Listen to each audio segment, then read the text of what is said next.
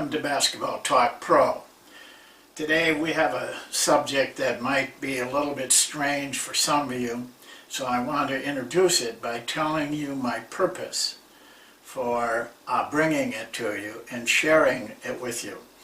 It's actually two stories, but both of them exemplify one thing, and that is in our teaching and in our learning as basketball players and basketball coaches. The area that I'm most concerned with that coaches can grasp is improvisation, playing instinctively, because most of coaching and teaching is done on the other end. It's almost rigid.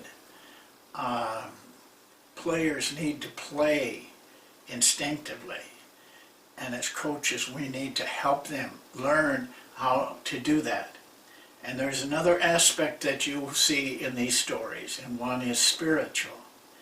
There's a kind of an inner spirit that comes from the soul in these areas. Zen is, for a lot of people, considered kind of esoteric and way out there someplace. But it's not. It's actually simple, and it's actually very practical. And one of my stories is going to be based on that. The story actually comes from this little book. It's about 80 pages long. You can probably buy it for $8 or $9. The name of it is Zen in the Art of Archery. And I would advise everyone to read this book and read it thoroughly, because the story will tell you one thing, but the book will give you the hidden secrets of the real masters. I want to read just a couple of quick quotes because they tie into what I'm trying to reach you with and share with you. If one really wishes to be master of an art, we want to be master of our art. Technical knowledge of it is not enough. One has to transcend technique so that the art becomes an artless art, growing out of the unconscious. That last sentence needs to be almost memorized for you, because I will make a major part of that as part of these stories. One more. Man is a thinking reed, but his great works are done when he is not calculating and thinking. We've talked about this aspect of it many, many times. Actually, the book was written by a man who was a philosophy teacher in Germany, who had an interest in kind of the mystical aspect of philosophy. And he was given a position at the University of Tokyo, which he grabbed. Was very anxious to go. He and his wife went to Japan. This was probably in the early to mid-30s, 1930s, before World War II. And when he went there, he was interested in learning about Zen. And everywhere he went, he was turned down. He said the Western mind cannot accept this Eastern and ancient philosophy. Finally, someone suggested to him there is one best way to learn Zen, and that is to learn it through one of the arts, Japanese arts, which were painting, flower arrangement, tea ceremony, dancing, and archery. He chose archery. His wife chose flower arranging. He spent 6 years in Japan learning the skill and the spirit of archery. Very difficult for him. Every day he had to go to practice for an hour, but he was presented, a man finally helped him and presented him to the greatest master of archery in Japan. And that master didn't want to take him because he was from the West, but finally he agreed to. The man went through a tremendous ordeal. First of all, the first 3 years that he was shooting the bow and arrow, he was shooting at a bale of hay 10 feet in front of him. But the master was not interested in what he hit, but in things like his breathing, his mental framework, and he constantly corrected the man in his thinking. He said, "Stop thinking. You're thinking, don't think." That was the key, because in Japan, they had an odd way of holding the bow and arrow. The front arm, where the tip of the arrow was shoulder length, but the back arm was way up over their head. Very difficult position, but obviously one that had stood the test of time. He had a hard time with that. The other thing that really he had a hard time with is they don't aim. They don't aim like you do shooting a rifle, or with the Western bow and arrows, aim over the top.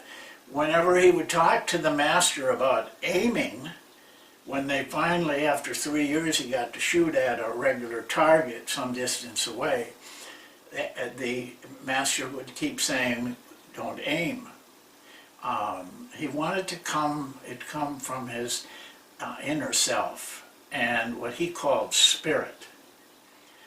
Well, this man that wrote the book was kind of testy, and one day, in about his 5th year, he said to the master, who had told him not to aim, he said, "Well, if you don't have to aim, then I'm assuming that you could hit the bullseye with your eyes blindfolded." Well, this is not a nice thing to say to the master. And he just looked at him and said, "Come and see me tonight." And the man did. And when he got there, the master was on a pillow sipping tea. He offered him a seat and he offered him some tea. And then they sat there in silence for a long period of time. Finally, the master said, "Come with me." They went to this area that was attached to where he lived, which was a huge area for bow and arrows and archery. And so he said to the man, "Take this little thing that was like a light, like a candle." And he said, "Put it in front of the stand where the bullseye and the target was at." And he did that. And it was just a little light. And then he said, "Now turn off all the lights except the lights where he was standing, so he could see, the bow and arrow that he had to use." He turned off the lights. The man came back, and the archer grabbed his bow, grabbed an arrow, and like Zen people do, even in painting, they think about it, but then they do it quickly. He quickly raised it, shot the arrow. There was a thud on the other end. They couldn't see where it went.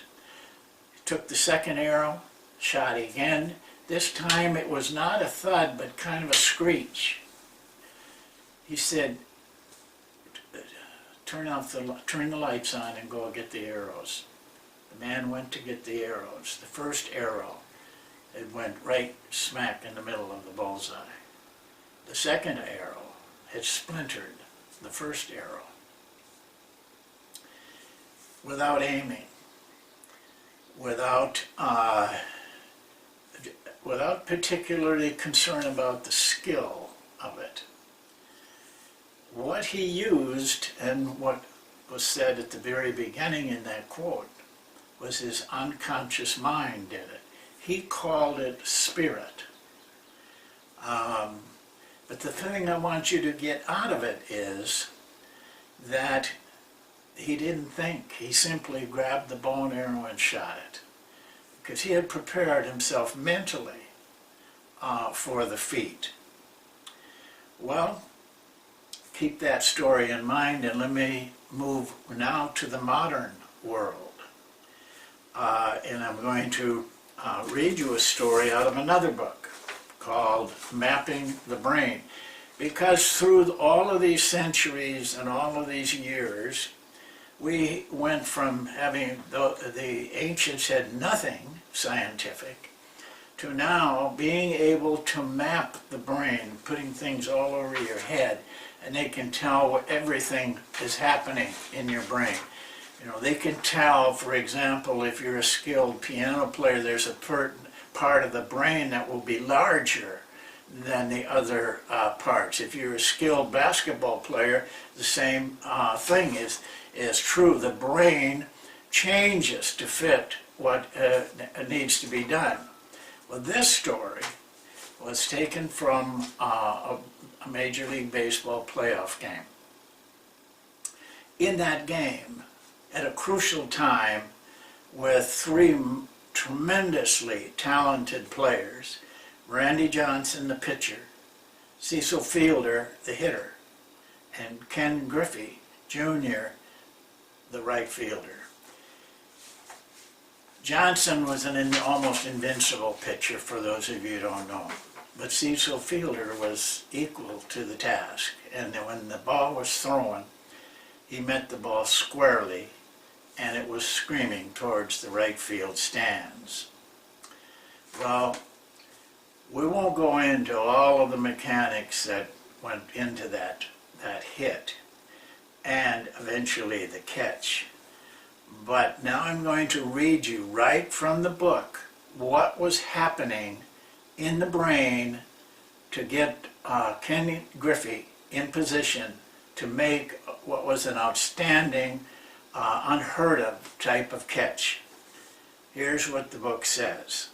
We already have a good idea of the general neurological picture of catching a fly ball.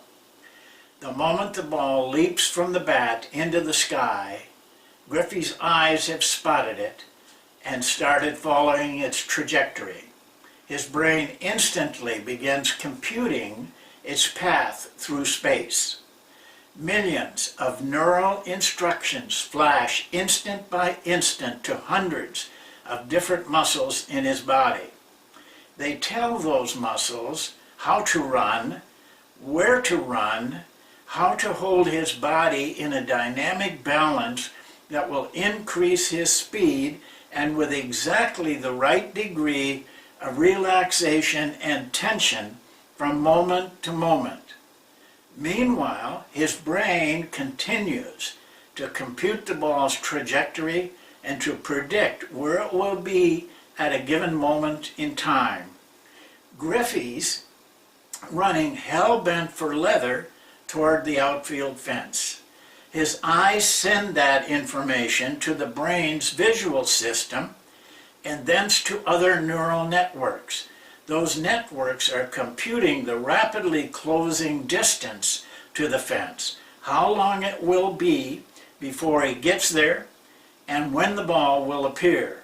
At the last instant, he looks up, and back over his shoulder, he spots the ball for an instant. In that moment, his brain receives the data from his visual cortex, which is in the back of the brain, makes the final mid-course corrections, orders the arm up and out to precisely the correct spot in space where the ball should be at that instant.